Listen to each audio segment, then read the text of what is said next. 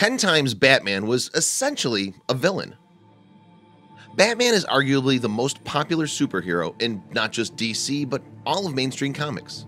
Nevertheless, the argument can be made that despite his dedication to fighting for justice, the Caped Crusader isn't always a hero. In fact, sometimes his behavior more closely resembles that of the very criminals he vowed to war against after his parents were gunned down in the streets of Gotham. Number 10. Nearly everything in All-Star Batman and Robin: The Boy Wonder. Taking place outside of main DC continuity, Frank Miller and Jim Lee's All-Star Batman and Robin: The Boy Wonder is problematic for a number of reasons. Perhaps the easiest way to go about this is to simply list some of Batman's most egregious actions for the miniseries. Number 9. Nearly everything involving Stephanie Brown. Having held the titles of Spoiler, Batgirl, and even Robin, Stephanie Brown is certainly no stranger to the Bat family. However, the way she was treated by Batman, particularly in their earlier encounters, raised a number of eyebrows. Although Stephanie was dating then Robin, Tim Drake, Batman refused to allow him to reveal his true identity to her. Then Batman tells her himself, which causes Stephanie to feel betrayed. Eventually, Tim has to step away from being Robin, and Stephanie convinces Batman to let her take his place. Number 8. When he became a fugitive. When Bruce Wayne is framed for the murder of his girlfriend, Vesper Fairchild, the only way he can clear his name is by revealing he was Batman, thus giving him an alibi for his whereabouts at the time of the murder. However, he refuses to do this and instead escapes from police custody after he was declared guilty of the crime, becoming a fugitive and deciding he would completely give up his Bruce Wayne identity and only be Batman. Whether you've been framed or not, knowingly making yourself a fugitive certainly doesn't sound heroic. Number 7. When he endangered the lives of children.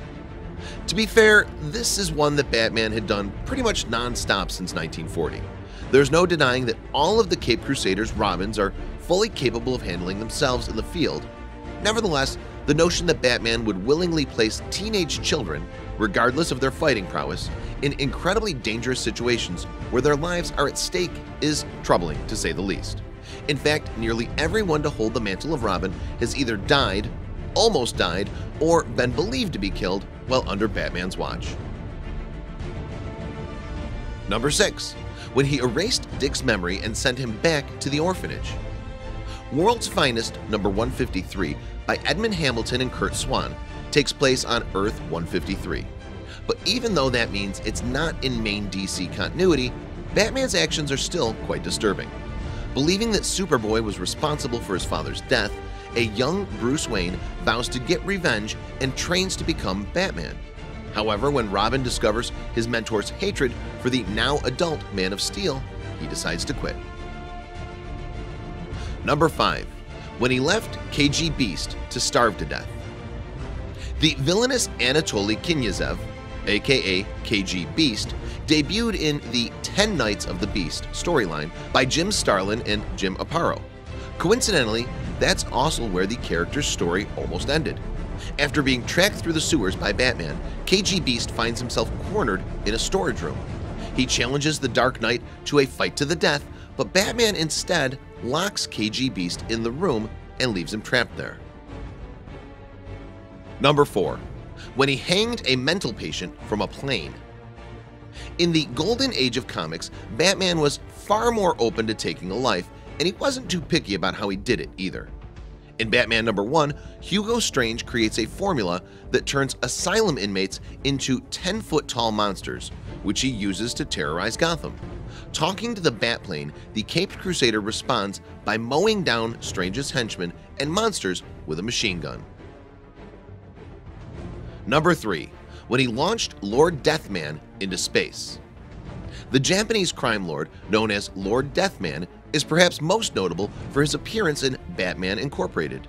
Initially, he's shot and killed by Jiro, who Batman was scouting to be the new Batman of Japan. However, the villain comes back to life on the autopsy table and begins a violent crime spree, which includes murdering everyone in the hospital and blowing up a bus full of disabled children. Number 2. When he compiled data on how to defeat the Justice League. Batman's paranoia knows no bounds, and a perfect example of this is JLA Tower of Babel by Mark Waid and Howard Porter. In this story, we learn Batman has been keeping hidden records of the strengths and weaknesses of his allies, allowing him to create contingency plans to take each and every one of them down should they ever go rogue. However, those secret files fall into the wrong hands when they're stolen by Ra's al Ghul, who uses them to coordinate attacks on the entire JLA to prevent them from interfering with his latest attempt to reduce the global population. Number 1. When he built Brother Eye. After discovering he was mind-wiped by his fellow Justice Leaguers in Identity Crisis, Batman's paranoia became even more severe, so much so that he decided to build Brother Eye, a sentient satellite that allowed him to monitor and collect data on all of Earth's known metahumans.